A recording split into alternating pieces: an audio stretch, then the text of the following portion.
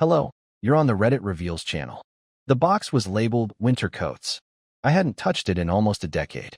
8 years, actually. 8 years since I moved out. 8 years since I folded every memory into cardboard and told myself I'd deal with it later. Later showed up last Tuesday. I was looking for an old parka. Just a parka. Something to survive Chicago wind without losing circulation in my ears. But when I opened that box, I didn't find my coat. I found the folder. Her handwriting was still on it. Apartment lease, 2017. But inside weren't leases. There were receipts. Notes. Handwritten ones. Napkins from restaurants I'd never been to. One said, "You smelled like cedar and sin today, D." I don't smell like cedar. I use drugstore body wash and sadness. There was a photo too. One of those instant camera ones, poorly lit. Her on a couch. His couch. His damn couch. The one in the office with the leather so shiny you could see your regret reflected in it. I had forgotten that couch until that moment. No, that's a lie. I never forgot the couch. I forgot how close she sat on it. How her knee touched his. How she looked at him, like he had galaxies in his eyes, and I was just static. I sat there in that freezing storage unit, surrounded by moldy coats and dust, holding a piece of paper that took me back to the worst hour of my life. The hour I opened the door without knocking. The hour I became the punchline of someone else's joke. The hour my boss looked me in the eye and smirked, like I was a child who just found out the tooth fairy was a scam. 8 years. And that smirk still makes me want to set buildings on fire. They said time heals. But time just taught me how to smile through teeth I've ground to dust. I should have just thrown the folder out. Instead, I sat in that cold metal box for 40 minutes, reading every word like it was scripture from a church I never asked to join. I turned the napkin over. There was another line scribbled in the corner, barely visible. Same time next week. Leave the side door open. I knew that handwriting too well. She used to write little notes like that on my lunch bags. Once, she wrote, "I'm proud of you." The same hand that wrote, "Leave the side door open," used to call me her safe place. I wish I could say I stormed out, that I set it all on fire, that I screamed. But I didn't. I just sat there, surrounded by the smell of cardboard, mildew, and betrayal, until my toes went numb and I started laughing. Not because it was funny. Nothing about it was funny. It was the kind of laugh that comes when your body forgets how to cry. You'd think after 8 years, I'd be past this. But grief doesn't expire.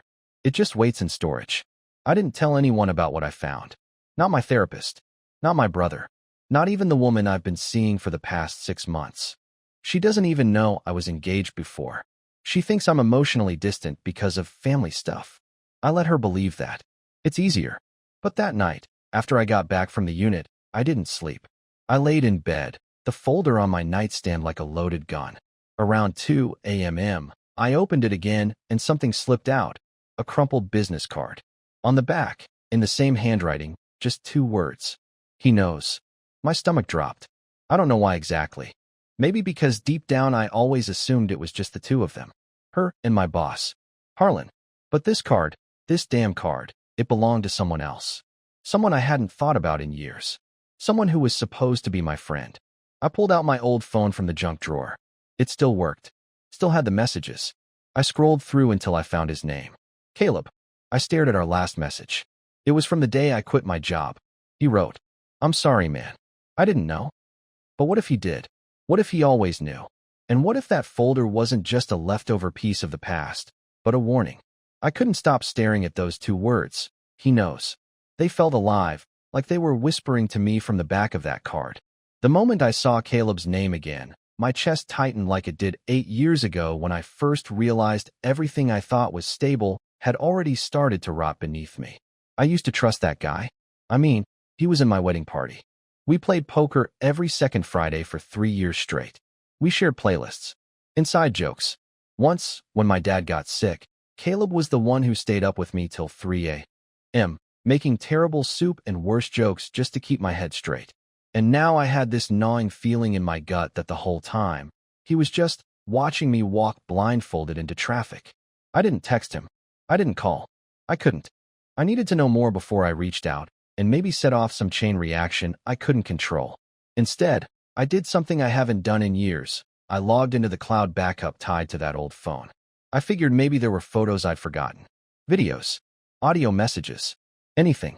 And there was one folder that caught my attention, one I must have missed before. It was titled, WD Prep Private. That wasn't mine. I never made that. It had 5 files. 4 were voice recordings. The 5th one was a video. I hesitated. My hand hovered over the play button like it would bite me. I already knew I shouldn't open it. I already knew this wouldn't give me closure. It would just break whatever illusion of peace I had left. But I pressed play anyway. The video opened in some hotel room. She was sitting on the bed. Delaney. Her hair was tied up.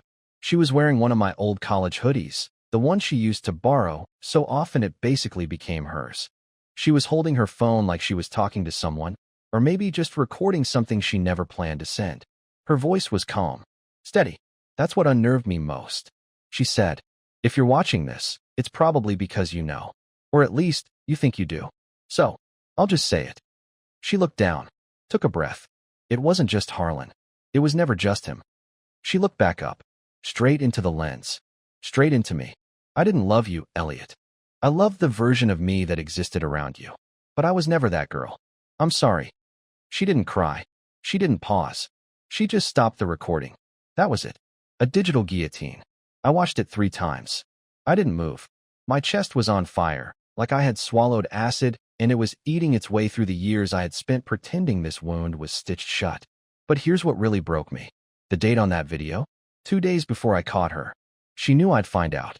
Somehow she knew. And that folder, it wasn't forgotten. It was planted.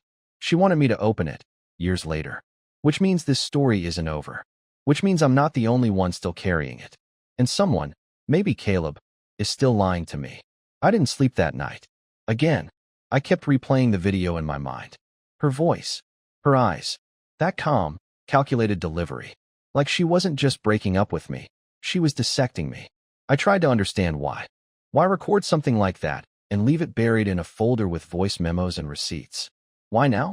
Why after all these years? And more importantly, what did she mean by it wasn't just Harlan? There was a bitterness in that line. Like she had kept score. Like there was a list. That's when I opened the audio files. The first one was 2 minutes long. Just background noise at first, a cafe maybe, and then her voice, whispering. He doesn't suspect a thing. He still thinks I'm meeting with that branding consultant. Honestly, it's too easy. Then laughter. Not hers. Caleb's. I dropped the phone. I didn't even feel it hit the floor. My head went hollow. Static. That kind of emotional vertigo where your brain scrambles to reassemble your life, but all the pieces are bent and burned. I picked the phone up with shaking hands. Pressed play on the second recording. Different setting. Her voice again. I told him we should move the date back, that I was overwhelmed. He looked so relieved, poor thing. I think he believes it's just stress. I could slap him with the truth, and he'd still apologize for making me feel bad. Then, quietly, again, a man's voice. "Caleb." This time, not laughing. Just one sentence. "You're going to have to tell him eventually, D." She paused. Then, "Why?" "He'll find out the same way he finds everything out, too late." I didn't listen to the third file. I couldn't. I wasn't strong enough. Not yet. Instead, I sat there, staring at my reflection in the black screen of my phone, realizing the only 2 people I trusted with my life had rehearsed my humiliation like it was dinner theater. And maybe that should have been the end of it. Maybe I should have deleted everything and tried, one final time, to let go. But I didn't. Because that folder wasn't just about pain. It was bait. And I bit. The next morning, I did something I had promised myself I'd never do. I drove to my old office building. I had no real plan. No logical reason. Just a sick pull in my gut that told me I wasn't done bleeding. The building was under new management. Different company name. Fresh coat of paint. But the bones were the same. So was the couch. That same damn couch sat in the corner of the lobby, Harlan's signature black leather piece. Still there, still shining under the fake recessed lighting, like it was proud of what it had seen. I sat on it. Didn't know why. Maybe for closure. Maybe to see if I still felt like a ghost on it. I did. Then someone tapped my shoulder. I turned around, and my blood turned cold. It was Valerie, Harlan's old assistant. Older now. Different haircut. Same sharp eyes. She blinked like she had seen a ghost too. "Elliott," she said, "what the hell are you doing here?" And before I could answer, she added something that froze me in place. "You were never supposed to see that folder." Valerie looked like she was debating whether to run or sit down. I hadn't seen her since the week I quit. More accurately, the week I disappeared. I remember leaving behind my access card, some books, even a pair of cufflinks Delaney had gifted me. I didn't want anything from that life. And yet, here I was again, sitting on the same couch, haunted by the same ghosts. She sat down slowly beside me, like she needed to be sure I wasn't going to unravel right there in the lobby. I probably looked like I already had. I found it, I said quietly. Last week. She didn't ask what. She already knew. Her silence was heavier than the concrete walls around us. Then she exhaled. Let me guess, she left you the folder? I turned toward her. You knew about it? Valerie nodded, eyes fixed on the floor. She asked me to keep it safe in case anything ever happened. I refused. Told her I wouldn't be part of it. So she must have planted a copy somewhere else. Delaney always had backups. I swallowed hard. My mouth felt like it was full of sand. What was in it was real. I asked. The audio, the video, the note. She finally looked at me. Yes, all of it. But you need to understand something, Elliott. That folder wasn't just a confession. It was leverage. I blinked. Leverage against who? She hesitated. Then, for the first time, her voice dropped to a whisper. Not you. There was a long pause between us. My heart was thudding so loud I was sure the receptionist could hear it.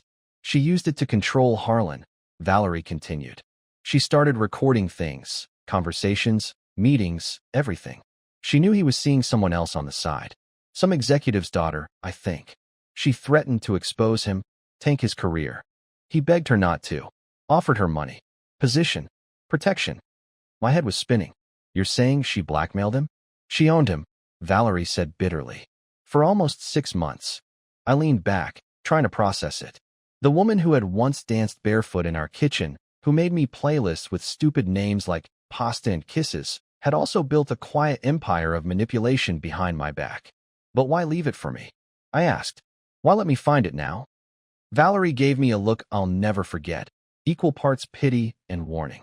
Because she wanted you to know she wasn't the only one playing you. My throat tightened. Caleb, I whispered.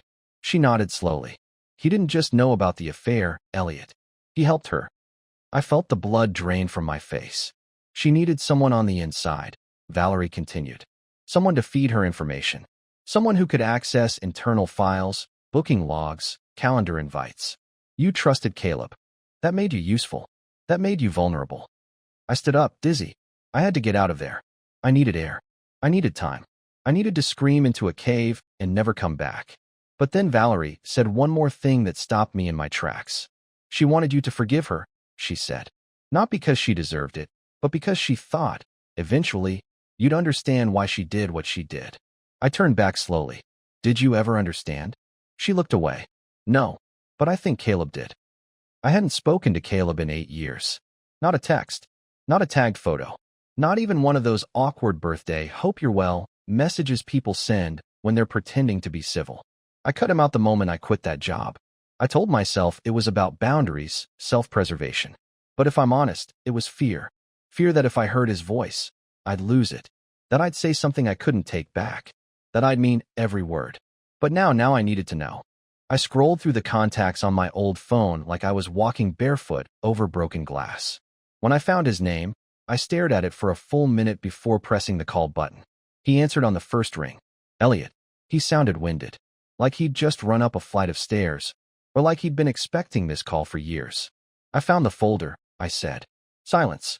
Then, I was wondering when you would. No denial. No confusion. Just resignation.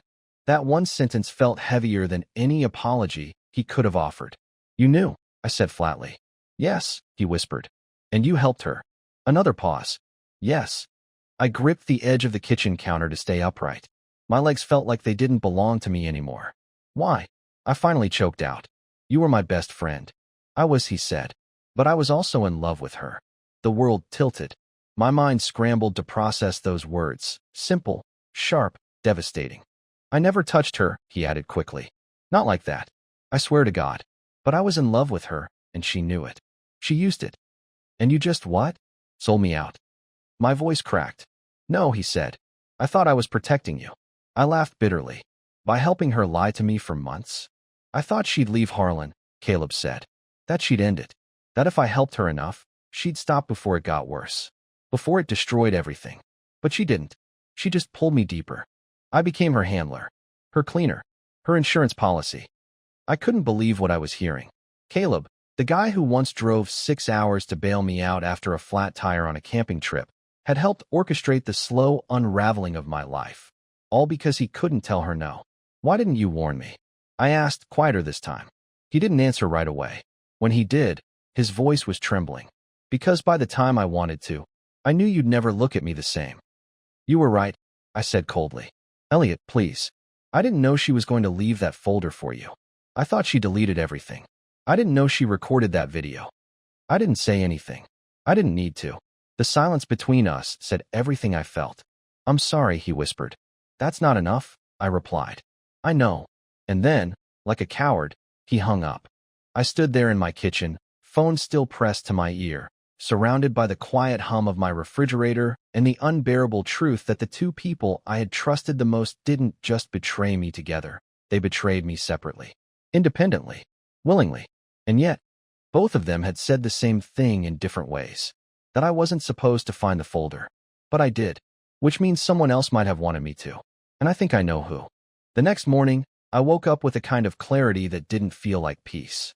It felt like standing at the edge of something terrible and finally deciding to look down instead of turning away. The kind of sharp, uncomfortable awareness that comes after too many lies, too much pretending, and just enough silence to hear the truth when it starts knocking. I had gone back to the storage unit the night before. Not because I thought there was more to find, but because I couldn't shake the feeling that I'd missed something. That Delaney had left more than receipts and recordings. And I was right.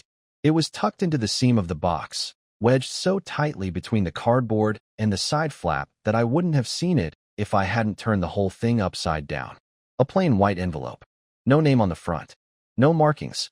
Inside was a letter, but it wasn't addressed to me. It was addressed to her sister. I hadn't thought about her in years, Mara. She'd moved away before everything fell apart. We weren't close. She was a few years younger, quieter, always looking at Delaney like she was both a goddess and a storm. I remembered how Mara used to ask me if we were okay, if Delaney was happy. I always said yes, because I always thought I was telling the truth. But now, holding that letter, something felt wrong. Deeply, deeply wrong. I sat down on the floor and read it. Mara, if you're reading this, I either chickened out and never burned this, or someone found it and handed it over. Either way, you deserve to know the truth. Not the pretty truth. The real one. The kind I never wanted Elliott to see. You remember how you once said I was addicted to control? You were right. I spent most of my life trying to prove to the world that I wasn't the weak one. That I could outthink, outmaneuver, outrun anything that tried to cage me. Elliott was the only person I ever let make me feel small. Not because he hurt me, but because he believed in me. And that scared the hell out of me. I never wanted to love him. I just wanted to be loved by him. Do you understand the difference? It's selfish. I know. But it's the truth. Harlan was a power play. Caleb was leverage. But Elliott, he was the only one who didn't want anything from me. And that made him dangerous. Because if he saw me, really saw me, I'd have to see myself too. The letter kept going. Pages and pages of confessions. Not just about the affair, but about how long she had been living behind masks. How she never planned to marry me. How every moment we shared was real and fake at the same time. How she knew what she was doing and did it anyway. And at the very end, in shaky pen, if he ever finds this, tell him I'm sorry I broke us just to prove I could. And tell him, I still wear the hoodie. I didn't cry. I didn't scream. I just sat there, holding a letter I was never supposed to read, written by a woman who had built her own emotional crime scene and left clues on purpose. Not out of guilt, but out of design. She wanted her sister to understand. She wanted Caleb to stay loyal. She wanted Harlan to beg. And maybe, just maybe, she wanted me to carry the burden she never had the courage to face. She was playing all of us like pieces on a board, and even in defeat, she made sure we knew she had been in control the whole time. But now I had something she hadn't counted on. A name, a location, and a reason to go back to the place I swore I'd never return. Because Mara was still out there. And I needed answers that only she could give. Mara lived in Portland now. I found that out through a mutual friend on LinkedIn, of all places. She was working as a freelance illustrator, living in a tiny apartment above a bookstore, the kind of life Delaney would have called romantically tragic. I messaged her once. No response. Then again. Still nothing. So I booked a flight. I didn't pack much, just a change of clothes and the letter. When I showed up at her building, I expected her to slam the door, or ignore me, or pretend not to know who I was. But instead, when she opened the door and saw me standing there with a nervous half-smile and that crumpled envelope in my hand, she just whispered, "You found it," and let me in. We didn't talk for the first hour. She made tea. I sat on the floor. There was a record playing softly in the background, old jazz, crackling like it had something to hide. Eventually, she handed me a cup and sat down across from me. She wrote that after she left, Mara said finally, nodding at the envelope. I told her I didn't want it. Told her it would ruin me. She left it anyway, I said. Of course she did. I looked around the small apartment. It was warm, peaceful, honest. Nothing like the hollow perfection Delaney always surrounded herself with. Why did she do it? I asked. Why sabotage everything? Mara looked down at her tea. Because she didn't know how to live in something she couldn't control. And you loved her without asking her to perform. That terrified her. There it was again. That word, terrified. Delaney had always seemed untouchable. But now I saw it clearly. She wasn't fearless. She was scared all the time. And she turned that fear into weapons. She said I was dangerous. I murmured. Mara nodded. Because you saw her softness. And she never forgave you for that. We sat in silence again, but this time, it wasn't heavy. It was full, like something had been lifted. A truth named and released. I left Portland 2 days later. Before I boarded the plane, Mara hugged me. The kind of hug that didn't try to fix anything. Just said, "I'm sorry it happened. I'm glad you survived it." I went home.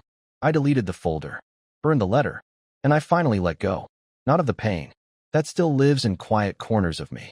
But of the obsession with understanding it all.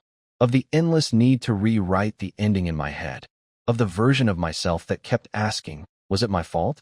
It wasn't. It never was. I started running again. Joined a book club. Called my brother just to talk. I even told the woman I'd been dating the truth about the engagement, the betrayal, the fallout. She didn't flinch. She held my hand. And for the first time in years, I didn't pull away. Delaney is gone now. Not in the morbid sense. Just gone from my story. She no longer gets to live in my head rent-free. No longer gets to whisper doubts into my good days. No longer gets to rewrite who I was. Because I know now. I was never weak. I was just honest in a world full of actors. And that, finally, is enough.